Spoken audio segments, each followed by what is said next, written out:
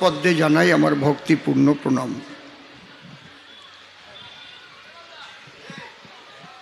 পূর্ণব্রহ্ম শ্রী শ্রী ঠাকুর হরিচাঁদ, পতিত পাবন শ্রী শ্রী ঠাকুর গুরুচাঁদ, মা শান্তি সত্যভামা সহ সকল হরিভক্তের শ্রীপাদ পদ্মে ভক্তিপূর্ণ প্রণাম জানাই। অনাদিরাদি গোবিন্দ সর্বকারণে কারণম শ্রীমতী রাধারানী সহ সকল ব্রজবাসীর শ্রীপাদ পদ্মে ভক্তিপূর্ণ প্রণাম জানাই। প্রেমের ঠাকুর শ্রী শ্রী চৈতন্য মহাপ্রভু, নিত্যানন্দ মহাপ্রভু সহ সকল গৌর ভক্তের শ্রীপাদ পদ্মে ভক্তিপূর্ণ প্রণাম জানাই। যে রামনবমী সারা বাংলা ভরে, সারা ভারত ভরে পালিত হচ্ছে, এমনকি ভারতের বাইরেও মর্যাদা পুরুষোত্তম শ্রী শ্রী রামচন্দ্র ভগবান এবং মা লক্ষ্মী, সীতা দেবী, ভক্ত হনুমান সহ রামের সকল ভক্তবৃন্দকে ভক্তিপূর্ণ প্রণাম জানাই। আমি শ্রদ্ধা জানাই সকল সনাতনীদের শ্রীপাদ পদ্মে। শ্রদ্ধা জ্ঞাপন করি আমাদের বরিশা ঠাকুরপুকুর কবি সঙ্গীত সমিতি। ভারতবর্ষ দ্বিখণ্ডিত হওয়ার ফলে ওপার বাংলা থেকে তৎকালীন পাকিস্তান এবং বর্তমান বাংলাদেশ, পূর্ব পাকিস্তান এবং বাংলাদেশ থেকে আমরা ভারতবর্ষেই এসেছি। আমরা আগে ভারতের মানুষই ছিলাম, ভারতের বাইরের থেকে আমরা আসিনি। অনেকে অনেক কথা বলে, বাংলাদেশি বলে গালি দেয়, বাঙাল বলে গালি দেয়, কিন্তু বাংলাটা ভারতের মধ্যেই তো ছিল। ভারতের অন্য বাইরে যে কোনো রাজ্য বা রাষ্ট্র এমন কিছু না।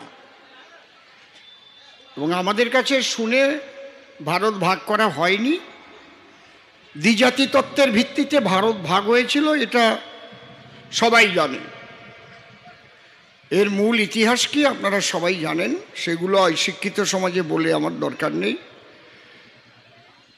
লড়কেলেঙ্গি পাকিস্তান তারা একটা দেশ করে নিল, এই জন্য হিন্দুরা তার স্বদেশে আসতে বাধ্য হলো।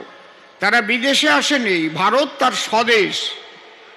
কারণ আমার পূর্বপুরুষ যারা অখণ্ড ভারতেরই অধিবাসী ছিলেন, তারা 14ই আগস্ট ঘুমিয়েছিলেন, 1947 সালের ভারতবাসী হিসেবেই ঘুমিয়েছিলেন। 15ই আগস্ট শুনল যে তারা আর ভারতবাসী না, তারা পাকিস্তানি হয়ে গেল। তাই তো নাকি? তাহলে আমরা তো সবাই ভারতবাসী নাকি অন্য?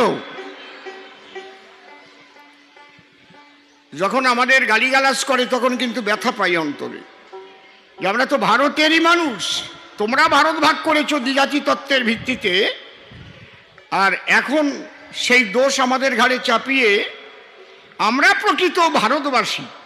আমরা যদি আমার মাতৃভূমিতে আসি তাহলে দোষ কোথায়? হরিবল।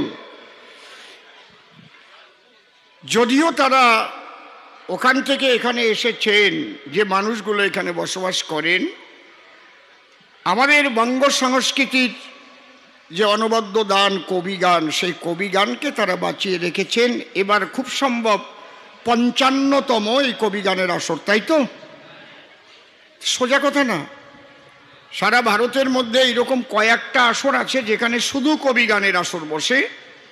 ওপার বাংলার মানুষ এসে এটাকে এখানে তারা প্রতিষ্ঠা করেছে। যেমন আপনাদের এই বরিশা ঠাকুরপুকুরে একটা আছে পলতা শান্তিনগরে, আর একটা আছে দুর্গানগরে। এরকম খুব বেশি নাই, কিন্তু হয়তো 4-5টা হতে পারে, শুধু কবিগানকে রক্ষা করবার জন্য। এখানে যারা সেই কবি সঙ্গীত সমিতি তৈরি করে আপনারা এটাকে আজও বাঁচিয়ে রেখেছেন, আমি আন্তরিকভাবে তাদের শ্রীপাদ পদ্মের শ্রদ্ধা জ্ঞাপন করি। তাদের কাছে আমি চিরঋণী। অনেকে তারা এখন নেই, যে আত্মাগুলো সর্বপ্রথম এটাকে প্রতিষ্ঠা করেছিলেন, অনেকে চলে গেছেন। যারা এখন ধরে রেখেছেন এবং এটাকে প্রতিষ্ঠা করেছিলেন, আমি প্রত্যেককে আন্তরিক শ্রদ্ধা জ্ঞাপন করি। হরিবল হরিবল। আজকে আমার বিপক্ষে রয়েছেন, হ্যালো, আমার মনিটর আর একটু লাগবে, শ্রদ্ধেয় দাদা নিশিকান্ত সরকার মহাশয়। উনি খুব নাম করা কবি, বাংলাদেশে অনেক বৎসর গান গেয়েছেন, সেই ফকিরহাটের ছোট নিশিকান্ত সরকার মহাশয়। এখন বয়সের ভারে কণ্ঠস্বরও গেছে ধরে, কিন্তু ভিতরে যে মালামাল আছে এটা বোঝা যায়। তার কাব্য, তার সাহিত্য, তার বাচনভঙ্গি, তার শিক্ষাগত যোগ্যতার বহিঃপ্রকাশ, এটা জ্ঞানী গুণী বিদগ্ধজন এখনো বুঝতে পারেন তার পরিবেশনের মধ্যে দিয়ে। আমি তাকে শ্রদ্ধা জ্ঞাপন করি। তিনি নাম ধরেছেন প্রেমানন্দ দাস, আর আমার নাম দিয়েছেন রামানন্দ গোস্বামী। এটা কাল্পনিক নাম আর কি। আপনারা সবাই জানেন, ভক্ত ভক্তা নারী নরে, যে কবিগান করতে হলে পরে কাল্পনিক দুটো নাম দুজনকে করতে হয় গ্রহণ। তার মানে রামানন্দ মানে আমাকে রামভক্তই বানাইছে আর কি। আর উনি বৈষ্ণব মানুষ, ওনার কথার মধ্যে বোঝা গেছে। প্রশ্নগুলোর মধ্যে তাৎপর্য আছে, কিন্তু গল্পটা যে বলে গেল, সাজনি ভালো হয় নাই। প্রত্যেকটা গল্পের একটা সাজনি আছে। বৈষ্ণব মানুষ তো এইসব কথা বলা ওনার অভ্যাস নাই। কি বাবা, কারণ বৈষ্ণব মানুষ শুধু হরে কৃষ্ণ হরে আর ঘটি যেন বরে, এরকম একটা ভাব আর কি। যখন বাড়ির চাকরের সঙ্গে মালিকের দেখা হলো, মালিক তো জিজ্ঞেস করবে, কে রে, বাড়ির সবাই ভালো আছে তো, মঙ্গলে আছে তো নাকি? তো যদি বলে হ্যাঁ বাবু মঙ্গল অমঙ্গলে আছে, এখন আর পুরোপুরি বলবো না আপনার কাছে, বাড়ি চলুন, স্বচক্ষে আপনি দর্শন করতে পারবেন। মঙ্গলের মধ্যে আবার অমঙ্গল ঢুকাচ্ছিস কেন? এই সামান্যতম অমঙ্গল, এমন কিছু না। আপনি তো জানেন আপনার সংসারে কি কি নিয়ে সংসার। একটা কুকুর আছে, একটা গোড়া আছে, একটা সুন্দর কাঁচা মিঠি আম গাছ আছে, আপনার মা আছে, আপনার ছোট্ট ছেলে আছে, আপনার বউ আছে, এই নিয়ে তো আপনার সংসার। বলে হ্যাঁ, এই নিয়েই তো আমার সংসার। এই সামান্যতম অমঙ্গল, আপনার বাড়ির কুকুরটা মারা গেছে। কুকুর মরল কি করিয়া? না, মারল কি করিয়া? ওইরকম গোড়ার মাংস যদি এক কুকুরে খাইয়ে ফেলায়, তাই কুকুর বাঁচে? গোড়ার মাংস মানে গোড়া মরিছে নাকি? তা না মরলি কি জ্যান্ত গোড়া কামড়াই খাইছে নাকি? আপনি বোঝেন না, দিল্লি চাকরি করেন। তো গোড়া মরল কেন? কয় আম গাছের গোড়ায় বাঁধিয়ে রাখি আম গাছ কাটলো কেন? এটা কোয়ার কায়দা আছে না? তা আম গাছ কাটতে গেল কেন? দেওনি বাবু, তোমার মা রে পোড়াবার জন্য এক আম গাছে হইছে নাকি? আরো 8টা 10টা লাগিয়েছে আম গাছ। কথার কায়দা আছে না?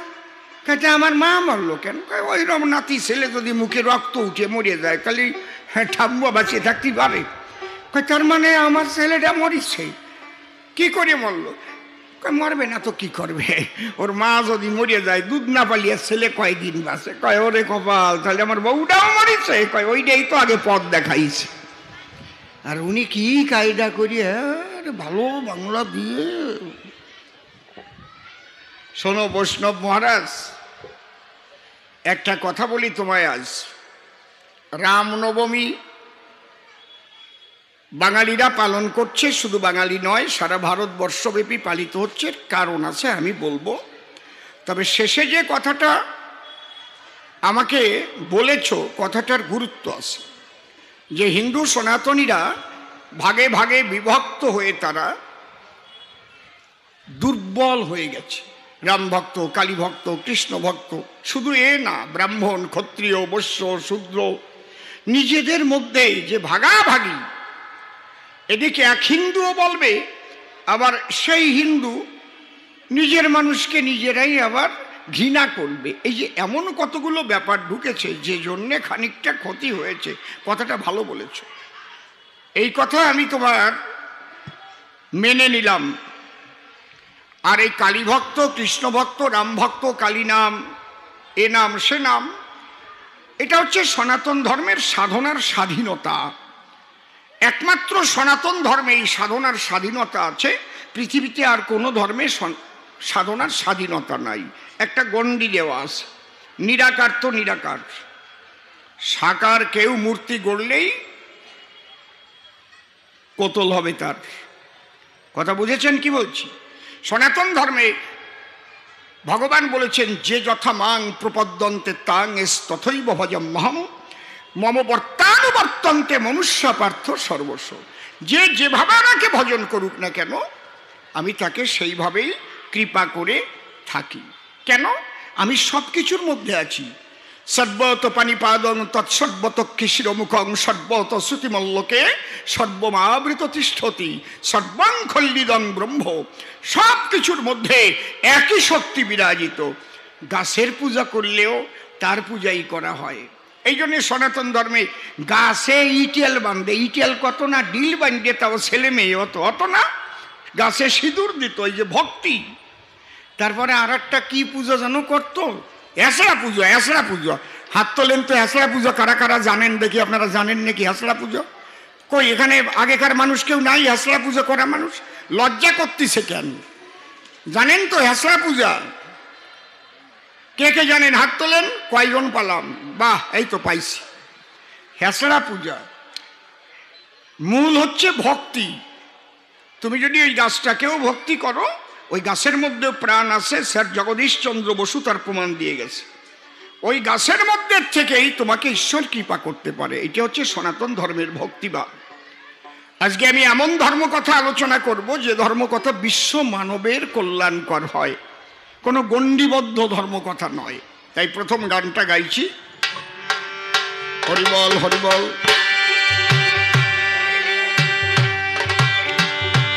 জয় জয় হরিচাঁদ গুরুচাঁদ রাধা কৃষ্ণ নিতাই গৌর রাম সীতা মাতা পিতা প্রেমানন্দে। একবার হরি হরি বল হরি বল।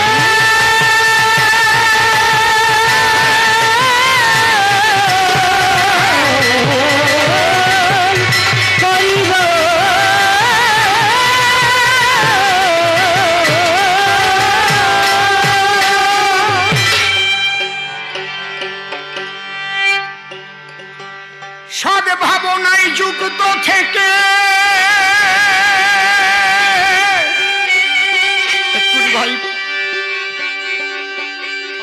সদ্ভাবনায় যুক্ত থেকে আগে রক্ষা করো পিতৃধন। খাঁটি ধর্মের মর্ম কথা শোনো বিশ্ববাসীগণ।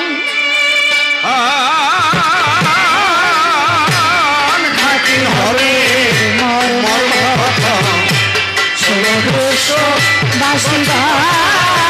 খাঁটি ধর্মের মর্ম কথা শোনো বিশ্ববাসীগণ।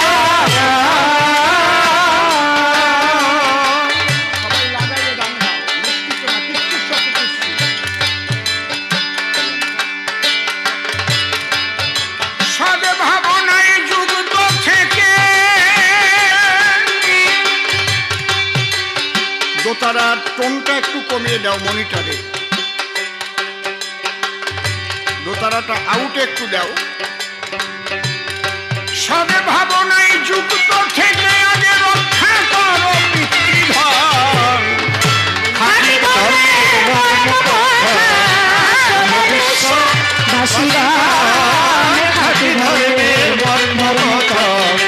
শোনো বিশ্ববাসীগণ।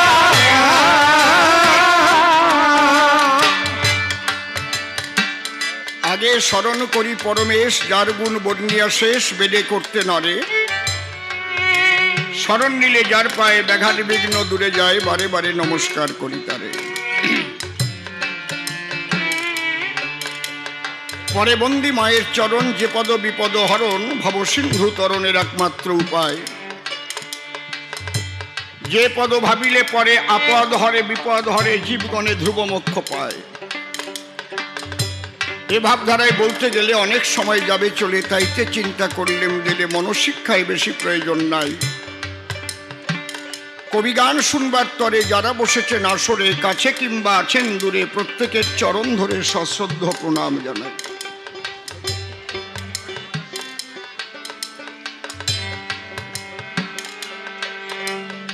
এখানকার যে কবি গান, 55 বৎসরের অনুষ্ঠান। ইতিপূর্বে এই সভাস্থান সকল বিদগ্ধ কবিরা গেয়েছেন গান। আমি একজন ক্ষুদ্র কবি, আঁকি কিছু ছন্দের ছবি। এটা সব আপনাদের আশীর্বাদের দান। অধ্যকার এই আসরে এনেছেন আমাকে নিমন্ত্রণ করে, আপনাদের শ্রীপাদ পদ্মে শ্রদ্ধা করে দান। যেভাবে ভূমিকা এ সভাতে, সেই ভূমিকা হবে নিতে, গাহিতে অধ্যকার এই কবি গান।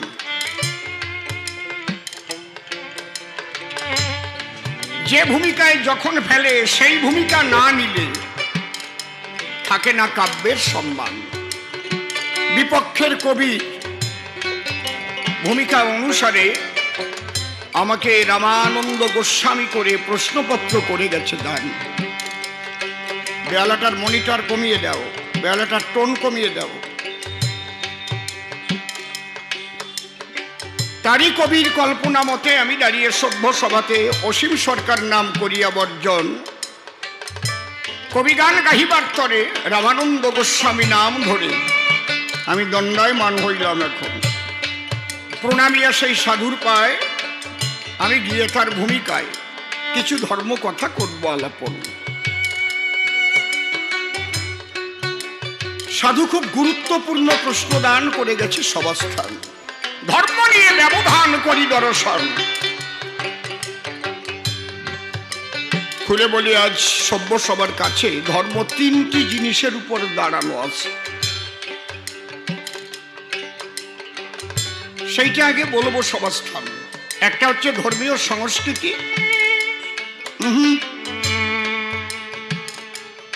মনিটর কমাও বেহালার। একটা হচ্ছে ধর্মীয় সংস্কৃতি, একটা ধর্মীয় সাহিত্য, আর একটা ধর্মীয় দর্শন। ধর্মীয় সংস্কৃতি কাকে বলে?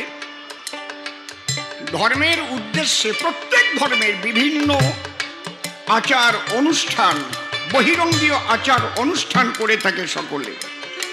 যেমন পূজা পার্বণ, ধর্মীয় সঙ্গীত পরিবেশন, এগুলো হচ্ছে ধর্মীয় সংস্কৃতি। কিন্তু এই সংস্কৃতির ভেতরে যখন অপসংস্কৃতি প্রবেশ করে, তখন সমাজের হয় অকল্যাণ সাধন। এখানেই বুঝবার বিষয়। যেমন কালী পূজা করা ভালো, কিন্তু কালী পূজায় পাঠা বলি দেওয়াটা ঠিক না। আমাদের কোনো শাস্ত্র গ্রন্থে লেখা নাই যে মা কালী বলেছে পাঠা বলি আমি খাই। বরং যদি আমরা পদ্মপুরাণ সেই দিকে তাকাই, সেখানে শিব বলেছে কালীর কাছে, আচ্ছা কালী, তোমার দরজায় দিচ্ছে মানুষ পশু বলি, এমনকি নরবলিও হয়। আমার কাছে বলো দেখি, তুমি কি হয়েছ রক্ত খেকি? তুমি কি এগুলো গ্রহণ করো কিনা বলো না, বলো তাই আমায়। কালী তখন কি বলেছে? মম দ্বারে মম যজ্ঞে যৌ নরা পশুঘাতকা তে নরা নরক জান্তি যাবচ্চন্দ্র দিবাকরম। আমার যজ্ঞ, আমার দ্বারে, আমার পূজা করবার তরে যদি কোনো নারী নরে পশু বলি দেয়, অন্তর দিয়ে দেখো ভেবে যতদিন চন্দ্র সূর্য জগতে রবে, কুম্ভীপাক নরকে তারা হইবে নিলয়।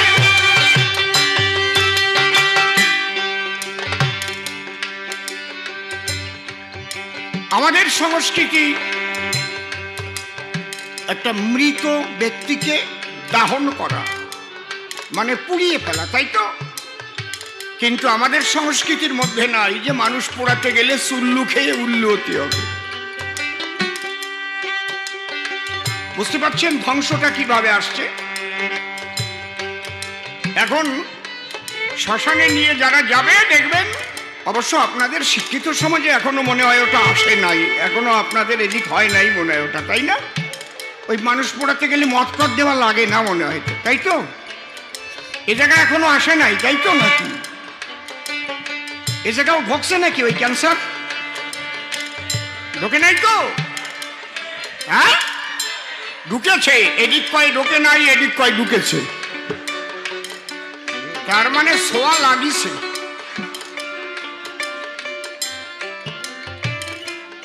প্রিয়জন যাচ্ছে মরে, মানুষ কান্না করছে অঝরে, আর তার মধ্যে দিয়ে মাকালের দল মদ খেয়ে যেভাবে হরিনাম করে, বল হরি হরি বল, বল হরি হরি বল, এইরকম ছিল না আগে? হরি হরি বল, হরি বল, ছিল না এরকম? আর এখন কি? বল হরি হরি বল, বল হরি হরি বল, মানে আসছে বছর আবার হবে, এরকম একটা ব্যাপার আর কি।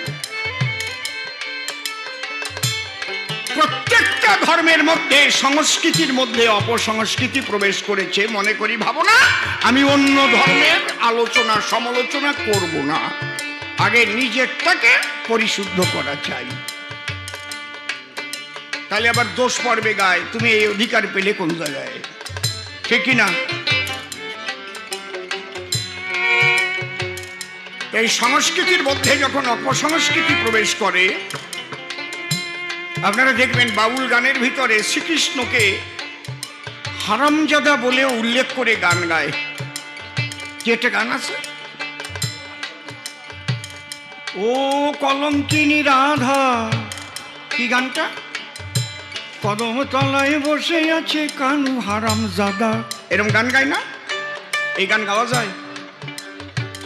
মদ খেয়ে লাফায় আর কয় ওই গানটা করো, কলঙ্কিনী রাধা।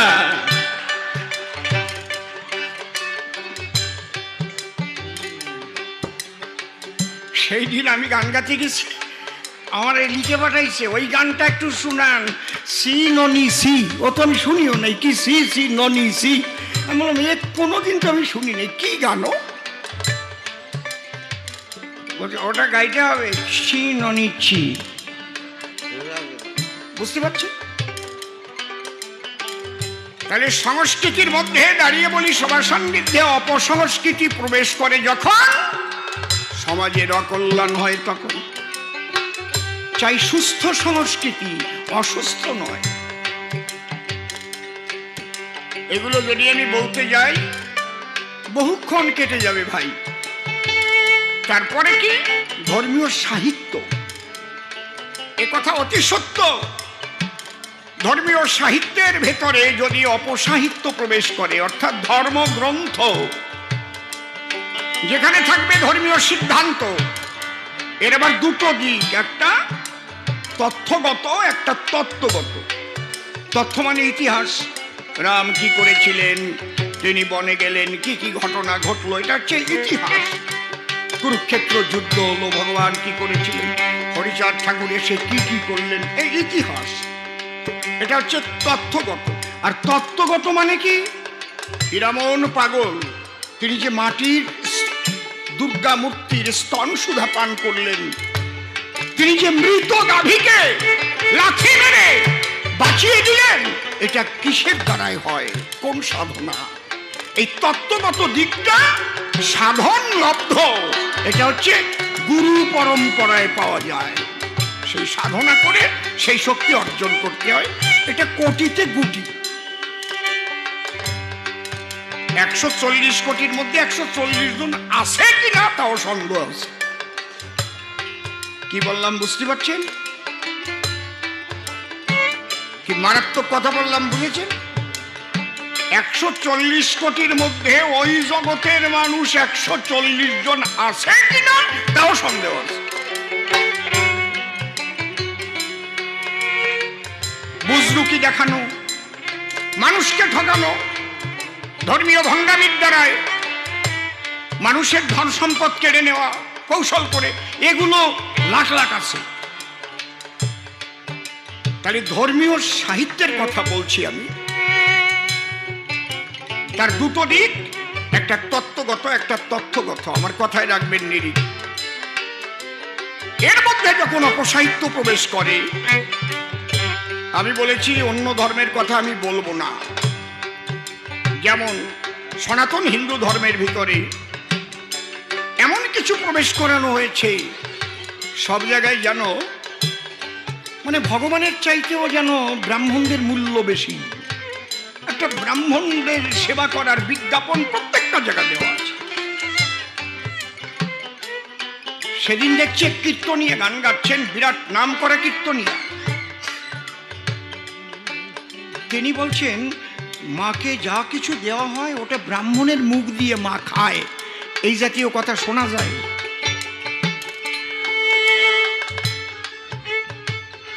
এখন শিক্ষিত সমাজ, ডিজিটাল যুগ, আমেরিকায় থাকলে বাড়ি বসে মুখ দেখে কথা কোয়া যায়,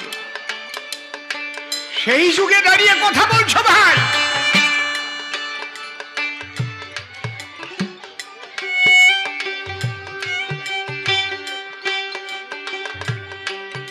সমাজের দলিত, পতিত, লাঞ্ছিত, বঞ্চিত সমাজের মানুষের উপরে ধর্মের দোহাই দিয়ে, শাস্ত্র গ্রন্থের দোহাই দিয়ে হাজার হাজার বছর ধরে বহু অত্যাচার চলছে। শাস্ত্রে লেখা হয়েছে ব্রহ্মার মুখ থেকে ব্রাহ্মণ সৃষ্টি হয়েছে, ব্রহ্মার বাহু থেকে ক্ষত্রিয় সৃষ্টি হয়েছে, ব্রহ্মার উরু থেকে বৈশ্য জন্ম লইয়াছে, ব্রহ্মার চরণ থেকে শূদ্র জন্ম লইয়াছে। ইহা কি মানিয়ে লওয়া যায়? ব্রহ্মার মুখ থেকে কি করে ব্রাহ্মণ সৃষ্টি হয়? আরে প্রথম তো মানুষ সৃষ্টি হয়, প্রথম কেউ ব্রাহ্মণ ক্ষত্রিয় বৈশ্য শূদ্র হয় নাকি? আমাদের আদি গ্রন্থে ঠিক লেখা আছে, জন্মেন জায়তে শূদ্র সংস্কারাৎ দ্বিজোচ্যতে বেদ পাঠেদ ভবেদ বিপ্র ব্রহ্ম জানাতি সব্রাহ্মণ। জন্মমাত্র সবাই শূদ্র মানে অজ্ঞান, শূদ্র মানে ছোট জাত না, শিডিউল কাস্ট মানে ছোট জাত না, শিডিউল কাস্ট মানে তালিকাভুক্ত সম্প্রদায়। কিসের তালিকা? যাদের দলিত, পতিত, লাঞ্ছিত, বঞ্চিত বলে এতদিন তুমি পদতলে রেখে পিছিয়ে রেখেছ, সেই তালিকা করো, তাদের এগোনোর ব্যবস্থা করো। তাদের আগে বাড়াও, তাদের পিছিয়ে রাখা হয়েছে ধর্মের দোহাই দিয়ে। কিন্তু ওটা ধর্ম কথা না, মূল ধর্ম কথা কি সেটাই আমি বলবো। মূল ধর্ম কথা কয়েকটা কথা। আপনি মালা না দিলেও হবে, আপনি গেরুয়া না পড়লেও হবে, আপনি তিলক না কাটলেও হবে, সিকি নাক রাখলেও হবে, আপনি টাই বেঁধে সাধু হতে পারেন, বাক্যসিদ্ধ মহাপুরুষ হতে পারেন আপনি। সেই ধর্ম কথা বলছি। সদা কহ সত্য বাক্য, মনে মুখে রাখো ঐক্য, নিজে হয়ে কর্মদক্ষ, কর্তব্য করো পালন।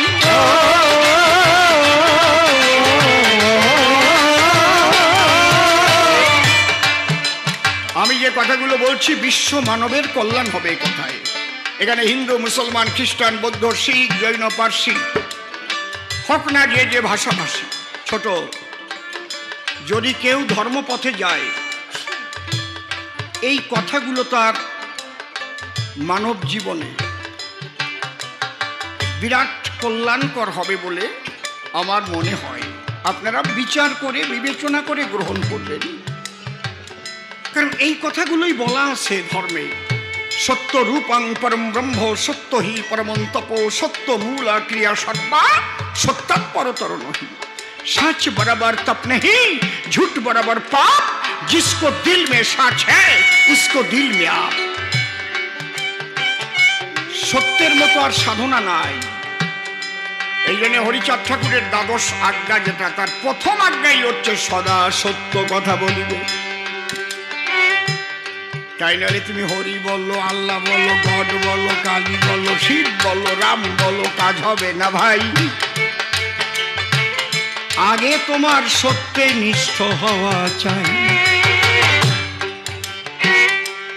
আর কি বলছে? ন তপ তপৈত্যাহু ব্রহ্মচর্য তপোত্তমম, ঊর্ধ্বরেতা ভবেজ্জস্তু সদেব ন তো মানস। কোন তপস্যাই তপস্যা নয় যদি কেউ ব্রহ্মচর্যহীন হয়, যার এক বিন্দু স্পার্মের দ্বারায় ডিম্বাণু আর শুক্রাণু মিলনে জাইগট ফর্ম করে, ভ্রূণ তৈরি হয় নাকি, স্পার্ম ওভাম। তাহলে বিন্দুর মধ্যে কত শক্তি লুকানো আছে। চিন্তা করেছেন একদিন নিজের কাছে এই দেহটা যে তৈরি হয়েছে, পিতার এক বিন্দু শুক্রাণু ডিম্বাণু গ্রহণ করেছিল, ওটার থেকেই কোষ বিভাজন হয়ে হয়ে হয়ে হয়ে আমার দেহটা তৈরি হলো। দেহের সমস্ত পার্টস ওর মধ্যেই ছিল। হায় হায় রে, তাই কত শক্তি সম্পন্ন। আমরা একটু কামনা পূরণের জন্য সৃষ্টি ব্যতিরিকে সেই বিন্দু মহাশক্তিকে ধ্বংস করে দেই। আমি মানুষ, এত কিছু যত্ন করে রাখি, সোনা রাখার জন্য ব্যাংকের লকার খুলি, টাকা রাখার জন্য সিন্ধুক তৈরি করি, কিন্তু যে জিনিস চলে গেলে আর জীবনে খুঁজে পাওয়া যায় না কোনো কালে, তাকে যত্ন করি না, যেটা হচ্ছে সাধনার মূল শক্তি, ম্যাগনেট পাওয়ার যেখান থেকে জন্ম নেয়। এমনি এমনি দূরদৃষ্টির শক্তির সঞ্চার হয়, এমনি এমনি লাঠি দিলে মরা গরু বেঁচে যায়, এমনি এমনি বাক্য সিদ্ধ হয়ে যায়।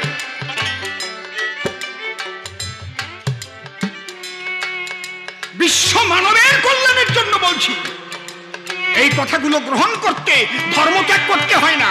মুসলমানকে হিন্দু হতে হয় না, খ্রিস্টানকে সনাতনী হতে হয় না। যার যার ধর্মে শেষে থেকে যদি এই কথাগুলো রক্ষা করতে পারে, তাহলে সেই মহামানব হবে, সেই জগতের কল্যাণ করতে পারবে। হরিচাঁদ ঠাকুরের ভক্ত 3 পরিমেয়া হয়েছিল, সে তো ইসলাম ত্যাগ করেনি। হ্যালো, আমাদের মেন রাস্তা যেটা রয়েছে, রাস্তার দুপাশে প্রচুর বাইক রেখেছেন এবং এই বাইক রাখার জন্য রাস্তা দিয়ে কোনো 4 হুইলার চলাচল করতে পারছে না। যাদের বাইক এভাবে রাখা আছে, একটু অনুরোধ করব আপনারা আগে পিছনে করে গাড়ি যাওয়ার ব্যবস্থাটা করে দিন, নইলে রাস্তা জ্যাম হয়ে যাচ্ছে, রাস্তায় পুরো যানজট হয়ে যাচ্ছে। ধন্যবাদ। হ্যাঁ, এটাও একটা ধর্মের মধ্যে পড়ে। এটা হচ্ছে ব্যবহারিক ধর্ম, আধ্যাত্মিক আর ব্যবহারিক। আমি একটা কলা খেয়ে কলার চোকলা, আম খেয়ে আমের চোকলাও রাস্তায় ফেলবো না, কারণ কেউ দুশ্চিন্তা নিয়ে চলছে, কারো প্রিয়জন হসপিটালে আছে, টাকা নেই, টাকা দরকার, ওষুধ কিনবে, সে ঊর্ধ্বশ্বাসে চলতে চলতে ওই কলার চোকলার উপরে পাটা পড়ে গেলে পরে ওই পাকা রাস্তার উপরে মালাই চাকিতে ভেঙে যাবে। কি ধর্ম হচ্ছে? পৃথিবীব্যাপী মানুষ খুন করা হচ্ছে ধর্মের নামে, ঘরবাড়ি জ্বালিয়ে দেওয়া হচ্ছে, ধর্ষণ হচ্ছে। এটা ধর্ম নাকি? যারাই করবে, কেউ ধার্মিক না রে বাবা। ধর্মের নামে যেখানে যে অত্যাচার হচ্ছে, এর একজনও ধার্মিক না। ধর্মীয় পোশাক পরে ধর্মের নাম ভাঙাইয়া কুকর্ম হচ্ছে সারা বিশ্ব করে। আমি যে ধর্ম কথা বলছি, আগে সত্যনিষ্ঠ হতে হবে, তারপরে পিতৃধন রক্ষা করার কৌশল জেনে রক্ষা করতে হবে। তুমি পারবা না একা একা, এ কেউ পারে না, এর কৌশল আছে, এই জন্যে গুরু লাগে। রোগ বেরিয়ে হলে মানুষ ডাক্তারের কাছে যায় কেন? বারবার করেছে মানা, ডাক্তার না দেখাইয়ে আন্দাজে ওষুধ কিনে খাবা না, আছে না? এখন তো আমরা সবাই ডাক্তার হয়ে গেছি, তো জ্বর জ্বর একটা প্যারাসিটামল কিনে নিয়ে যায়, হয় না? না, ওরকম না। বেরি হলে ডাক্তারের কাছে গেলে ডাক্তার পরীক্ষা নিরীক্ষা করে প্রেসক্রিপশন করে দিলে তার নিয়ম অনুসারে ওষুধ যদি সেবন করতে পারে, ব্যাধি যায় চলে। তাহলে আমার মধ্যে যে কাম কামনা, দেহের মধ্যে এমন কিছু জিনিস আছে যেগুলো দেখা যায় না কিন্তু আছে।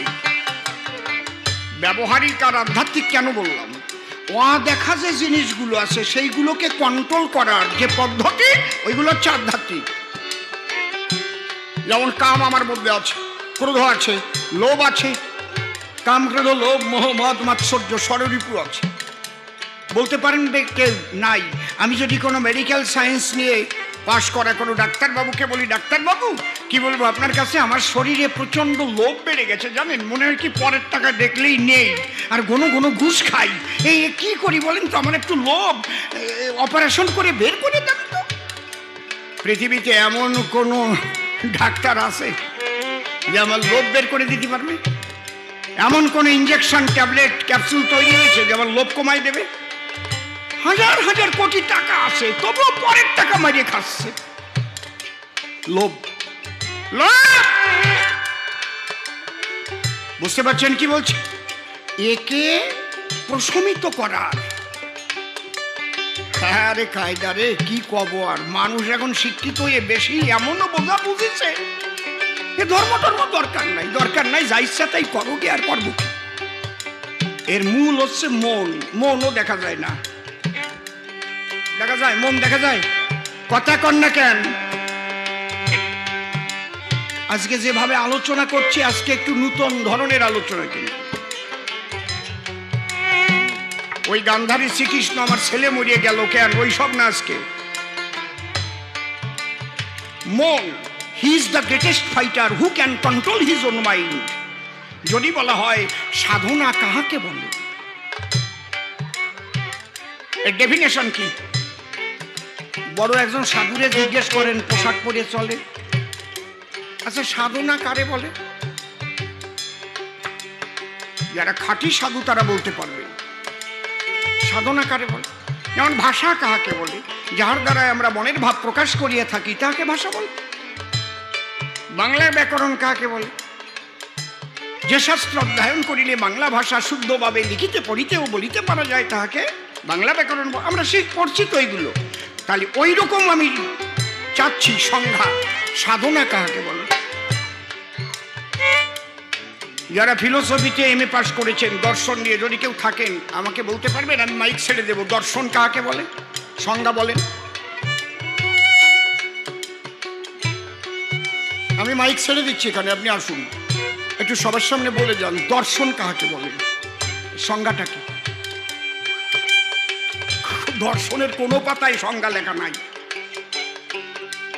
দর্শনের প্রথম আলোচনা যেখান থেকে আরম্ভ হয়েছে, ফিলোসফিয়া, জ্ঞানের প্রতি অনুরাগ দিয়ে আরম্ভ হয়েছে।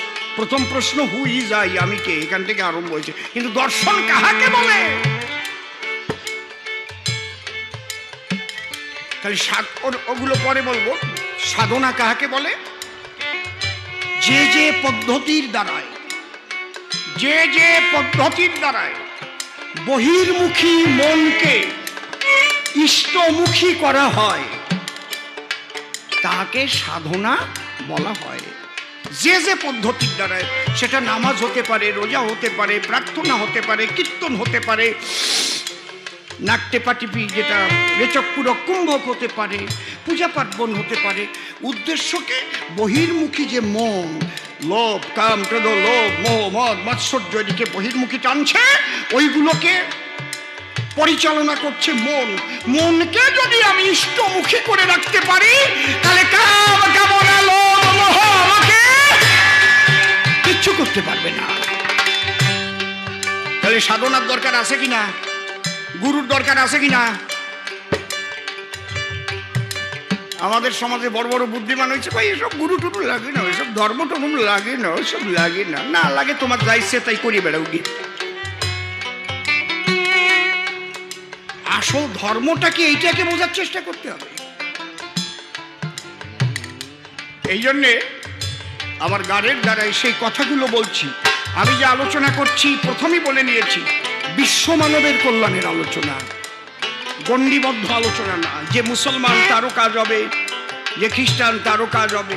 পৃথিবীতে যে যেখানে মানুষ আছে তার কল্যাণ যদি না হয়, সে ধর্ম কথা বলে কি হবে রে মশাই? সদা কহ সত্য বাক্য, মনে মুখে রাখো ঐক্য, নিজে হয়ে কর্মদক্ষ, কর্তব্য কর পালন।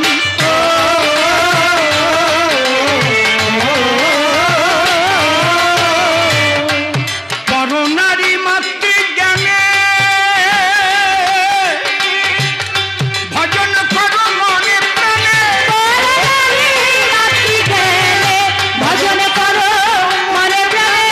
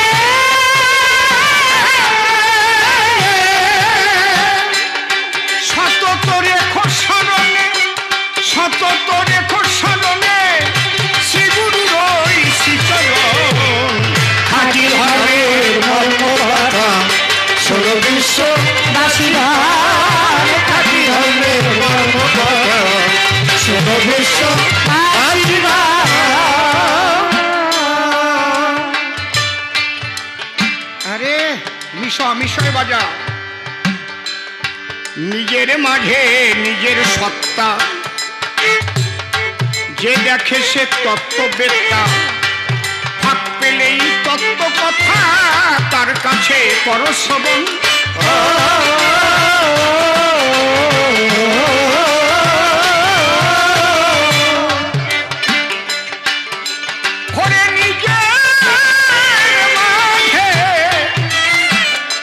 নিজের সত্তা যে দেখে সে তত্ত্ববেত্তা, ফাঁক পেলেই তত্ত্ব কথা তার কাছে পরশ্রবণ।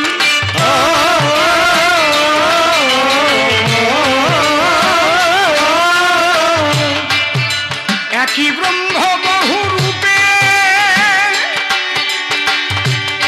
ভজন করো চুপে চুপে।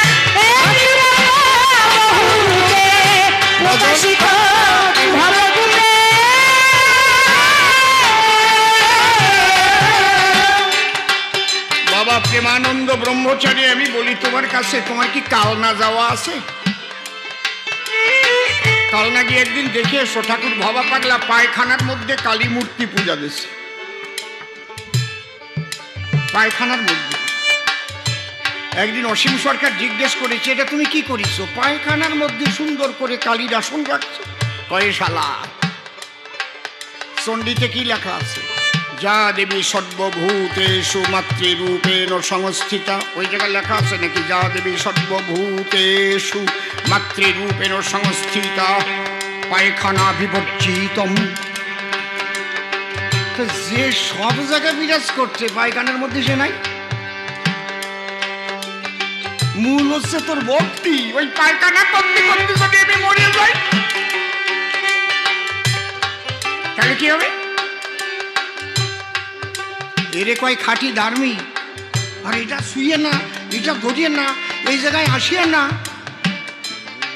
এই করে করে শেষ করল। একই ব্রহ্ম বহু রূপে প্রকাশিত ভাবকূপে।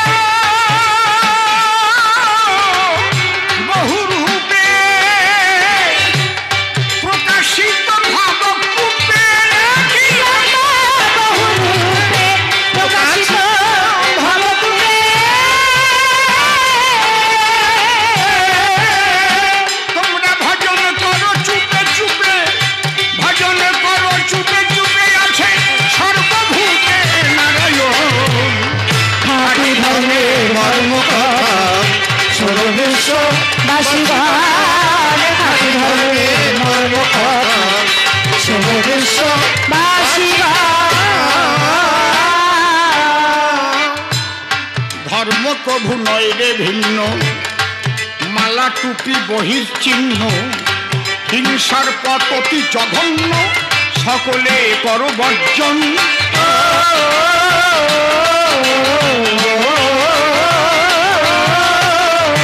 ধরে ধরে মা কভু নয় রে ভিন্ন, মালা টুপি বহির চিহ্ন, হিংসার পথ অতি জঘন্য, সকলে কর বর্জন।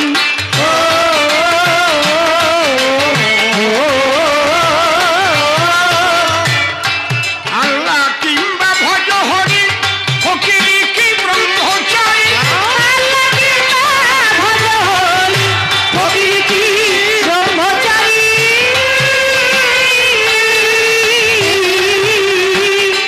কিংবা তুমি হও সংসারী, কিংবা তুমি হও সংসারী, প্রেম ভক্তি হলো পরম ধন। খাঁটি ধরে ধর্ম কথা শোনো বিশ্ববাসী গান, খাঁটি ধরে ধর্ম কথা শোনো বিশ্ববাসী গান। ধর্মের একদম গোড়ার কথা এবার বলবো, সে হচ্ছে মাতা পিতার প্রতি ভক্তি। যে মানুষটা তার মাতা পিতাকে সম্মান করতে জানে না, যে মানুষটা মাতা পিতাকে গুরুজনকে ভক্তি করে না, তার দ্বারাই কোনোদিন কোনো ধর্ম হতে পারে না। সনাতনের প্রথমই বলছে পিতা সর্বপিতা ধর্ম পিতা হি পরমন্তপ পিতরি প্রীতিমাপন্নে প্রিয়ন্তে সর্বদেবতা জননী জন্মভূমিশ্চ স্বর্গাদপি গরীয়সী। আসতে আর মানুষকে, প্রতিটি মানুষকেই আমরা বলি না দরিদ্র নারায়ণ সেবা হচ্ছে, এই কথাটা ভীষণ খারাপ। নারায়ণকে আগেই দরিদ্র করে নিজেকে অনেক বড় মনে করে সেবা দিচ্ছে না, হতে পারে নররূপী নারায়ণ সেবার আয়োজন করা হচ্ছে। এই যে কথাগুলো আমরা বলে ফেলি, দরিদ্র নারায়ণ সেবা বলে না, নারায়ণ দরিদ্রময়। যদি তুমি তাহলে নারায়ণ ভাবো তাহলে নররূপী নারায়ণ। শিব জ্ঞানে জীব সেবা,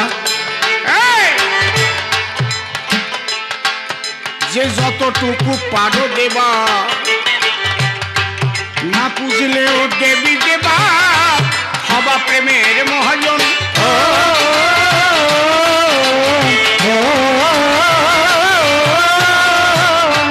বেহালাটা ভলুম বাড়া,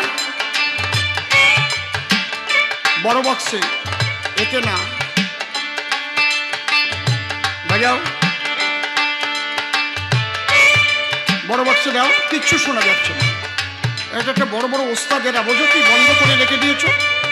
দে হ্যাঁ, তুমি বোঝো না যে এতক্ষণ এটা বাঁচতেছে না?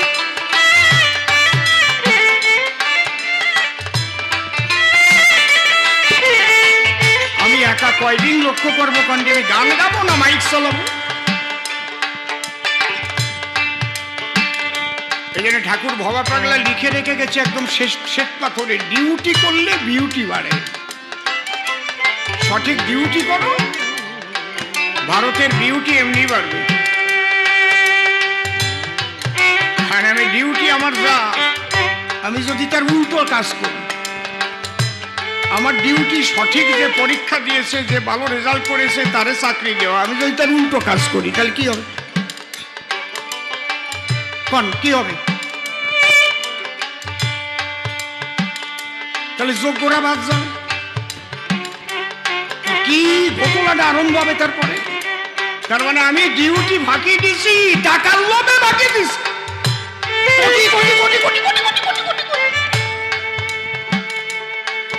তাহলে ডিউটি করলে কি বাড়ে? বিউটি বাড়ে। আর এখন কি সুন্দর বিউটি বাড়তিছে, ওরে আমার বিউটি রে। আস্তে,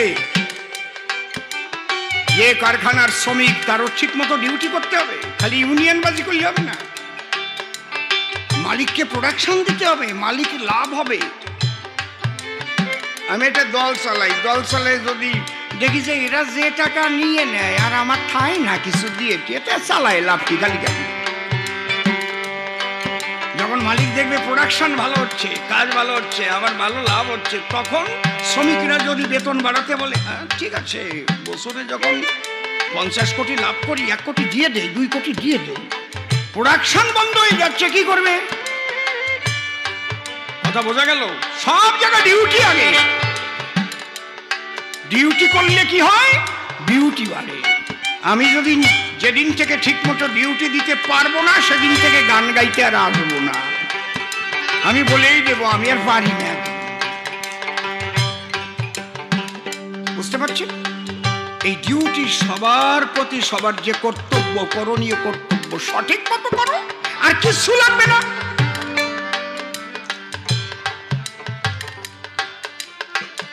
তাহলে মাতা পিতার প্রতি সন্তানের যে ডিউটি ঠিক মতো করো। সবচাইতে লজ্জা এই শিক্ষিত যুগের, এই ডিজিটাল যুগের বৃদ্ধ আশ্রম।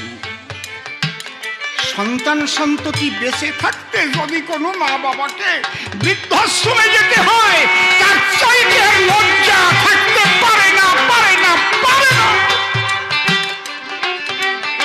কেউ বেঁচে বেঁচে নাই সেটা আলাদা ব্যাপার। যাই, ওখানে গেলে টাকা পয়সা দিলে রান্না টান্নার সমস্ত ডাক্তার কবিরাজ ওখানে ওরাই আমার ব্যবস্থা করে দেবে। এটা কিন্তু আলাদা সাবজেক্ট, এক্সেপশনাল কেস এগুলো। কিন্তু সন্তান আমার বেঁচে আছে, আমাকে বৃদ্ধাশ্রমে যেতে হচ্ছে। আহারে, যে বৌমাটি এনেছি সে পারবে না বলে দিয়েছে। সবচাইতে লজ্জা এই শিক্ষিত সমাজে। খারাপ বললাম নাকি? নাকি আপনারা রাগ করতেছেন নাকি? মানে এই জায়গা যদি কেউ বাগিয়ে যান তাতে আমার কিছু করার নাই। পরিষ্কার কথা, সত্যি কথা কবলো মাসি, তাইকে তোমার বাড়ি আসি আর না আসি। এই দেহটাই তো মাতা পিতার সম্পদের দ্বারাই তৈরি হয়েছে। গোশের কাছ থেকে দুধ নিয়েও তো যোগান, মাস গেলি টাকা দিয়ে না, পরের মাসে দুধ দেবে না। আর মায়ের স্তন সুধা যে তুমি পান করেছিলে, মাকে বিনিময়ে কিছু দিয়েছিলে কি তুমি? তোমার সারা শরীরে প্রবাহিত হচ্ছে মায়ের দেহের রক্ত, সঞ্চারিত হচ্ছে এই দেহে মায়ের রক্ত। ওই মায়ের ঋণ তুমি কি দিয়ে শোধ দেবা? পিতার সন্তান, মায়ের 4, বাবার 4, গুরুর দিয়ে 10, 18 মোকামের তত্ত্বে ফেরে মহারস। বড় মন্দির করেছো, বড় বাড়ি করেছো, বিরাট ফ্ল্যাট কিনেছো, শান্তি তুমি পাবে না, সুখ পেতে পারো। লিখে নিয়ে যাও, সুখ আর শান্তি এক না। সুখ মানে কি? গরম লাগছে, আমি এসি ঘরের মধ্যে ঢুকে গেলাম, ওরে কয় সুখ। কিন্তু শান্তি আত্মার, মনের শান্তি তুমি পাবা না, ঘুম তোমার আসবে না, দেখবা ক্যাসাল একটা বাজেই আছে। কারণ তুমি মা বাবার মনে কষ্ট দিয়েছো, তোমার শান্তি হতে পারে না। শিব জ্ঞানে জীব সেবা, যে যতটুকু পারো দেবা, না পুজলেও দেবী দেবা, হবা প্রেমের মহাজন।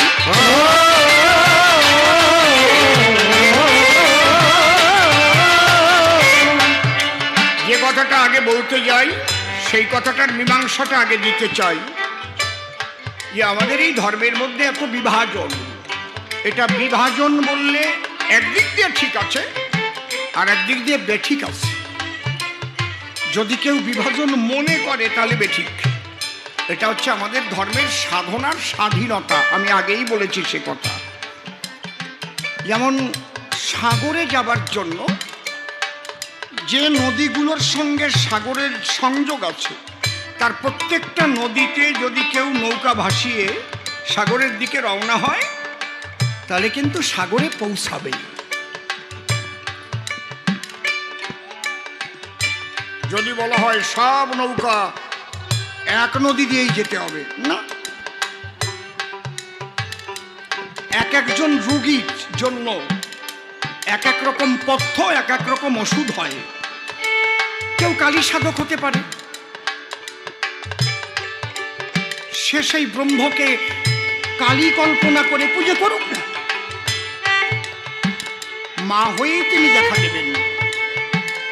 যদি তুমি সাদা কালী তৈরি করে পূজা করো, ঠিক মতো প্রেম ভক্তি দিতে পারো, তাহলে ওই কালী সাদা রূপ ধরেই তোমার কাছে দাঁড়াবে, শ্বেত কালী হয়ে। ব্যাসদেব লিখেছেন, চিন্ময়স্য অদ্বিতীয়স্য নিষ্কলস্য শরীরানি সাধকানাং হিতার্থায় ব্রহ্মানাং রূপকল্পতে। এটা হচ্ছে সনাতন ধর্মের ভক্তিবাদ। জ্ঞান, যোগ, ভক্তি 3 সাধনের বসে ব্রহ্ম আত্মা ভগবান ত্রিবিধ প্রকাশে। কিন্তু তোমাকে খেয়াল রাখতে হবে, আমরা সবাই সনাতনী। কালী ভক্ত হই, রাম ভক্ত হই, কৃষ্ণ ভক্ত হই, হরি ভক্ত হই, আমরা সবাই সনাতনী। বোঝা যাচ্ছে আমার কথাটা? তোমার কৃষ্ণতে আরতি হতে পারে, ঠিক আছে, কৃষ্ণ বলে ডাকো। তোমার হরিচাঁদে আরতি হয়েছে, হরি নাম নিয়ে থাকো, তাতে আপত্তি নাই। কিন্তু যদি তুমি ভাবো ও মতুয়া আমি বৈষ্ণব, গেল, তাহলে আমরা সবাই সনাতনী। আর এই ঐক্য যদি তোমাদের মধ্যে তৈরি না হয় তাহলে ধর্ম সংকট, তাহলে কিন্তু বিরাট সংকটে পড়ে যাবা। কারণ অন্য কোন ধর্ম থেকে যখন আঘাত আসবে তখন মতুয়া, বৈষ্ণব, রামভক্ত, কালীভক্ত দেখে বাছাই করবে না, কিন্তু তখন তারা এক সনাতনী হিন্দুদের উপরেই কিন্তু আঘাত করবে।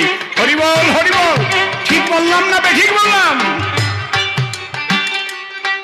এই জায়গা তুমি যদি ঐক্যবদ্ধ হতে না পারো তাহলে আগামী দিন তোমার প্রজন্মকে কোথায় রেখে যাচ্ছ সেটা চিন্তার বিষয়। কিন্তু তুমি বুড়ো মানুষ মরিয়ে গেলিয়ে কয়দিন পরে, কিন্তু যারা পিছনে থাকলো, তাহলে আমরা সবাই প্রতিজ্ঞাবদ্ধ হব যে আমার সনাতনী ভাই, সে রাম ভক্ত হোক, কালী ভক্ত হোক, কৃষ্ণ ভক্ত হোক, হরি ভক্ত হোক, অনুকূল ঠাকুরের ভক্ত হোক, শ্রীগুরু সংঘ হোক, ভারত সেবাশ্রম সংঘ হোক, বেলুড় মঠ হোক, আমরা যদি আমার কোনো ভাই বিপদে পড়ে তাহলে আমরা সবাই ঝাঁপিয়ে পড়বো, ঐক্যবদ্ধ হয়ে বলবো আমরা সবাই সনাতনী সাবধান। এই বল যদি জাগাতে পারো তাহলে তোমার ধর্ম রক্ষা হবে, তাই না হলে এই ধর্ম ধীরে ধীরে নিশ্চিহ্ন হয়ে যাবে।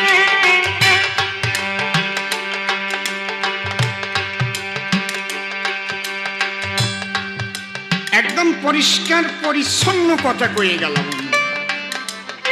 ভগবান শ্রীকৃষ্ণ বলছেন স্বধর্মে নিধনং শ্রেয় পরধর্ম ভয়াবহ। যার যার ধর্ম সে পালন করবে, ভারত এটাই নিয়ম, সংবিধান। কিন্তু কোন ধর্মকে আঘাত করার মানসিকতা যখন কারো আসবে তখন তার ধর্ম রক্ষা করার মানুষেও তাকে ঐক্যবদ্ধ হতে হবে। কথা বোঝা গেল? পরিষ্কার। ভারতের সংবিধান ইহাই বলে যার যার ধর্ম নিয়ে যেন শেষে চলে।